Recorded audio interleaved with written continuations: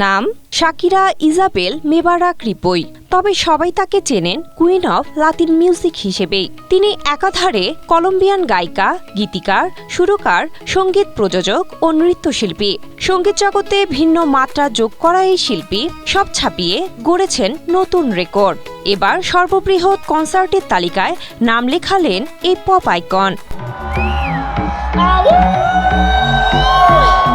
সম্প্রতি মেক্সিকো সিটির জোকালোতে 4 লাখেরও বেশি মানুষের সামনে স্টেজ পারফরমেন্স করেছেন শাকিরা, যা আইকনিক স্কোয়ারে রেকর্ড করা সবচেয়ে বেশি জনসমাগম। এদিন জমকালো এই কনসার্টটি বিনামূল্যে উপভোগ করেন দর্শক শ্রোতা।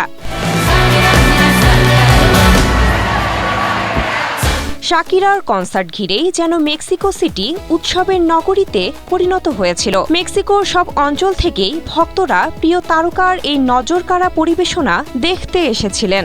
শুধু মঞ্চ এলাকায় নয়, আশেপাশের রাস্তাগুলোও ছিল মানুষে ঠাসা। মোড়ে মোড়ে বিশাল পর্দা স্থাপন করা হয়েছিল শাকিরার পারফরমেন্স উপভোগ করার জন্য। বিপুল সংখ্যক দর্শকের উপস্থিতিকে সামলানোর জন্য আলমেডা সেন্ট্রাল ও মনুমেন্ট টু দ্য রেভলিউশনে অতিরিক্ত জায়গা নির্ধারণ করা হয়েছিল।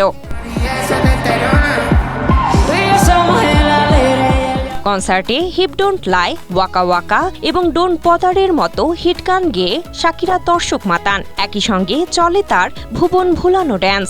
শাকিরার এই পারফরমেন্স মেক্সিকোর জোকালোকে বিশ্বের অন্যতম বৃহৎ ড্যান্স ফ্লোরে পরিণত করে।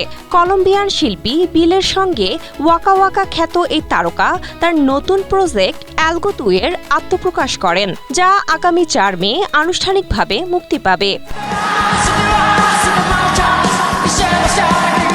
আগামী মাসে ভারত সফর করবেন শাকিরা। এরপর চলতি বছর 2 মে ব্রাজিলের কোপাকাবানা বিচে বিনামূল্যে টোডো মুন্ডো নোরিও কনসার্টে অংশ নেবেন তিনি।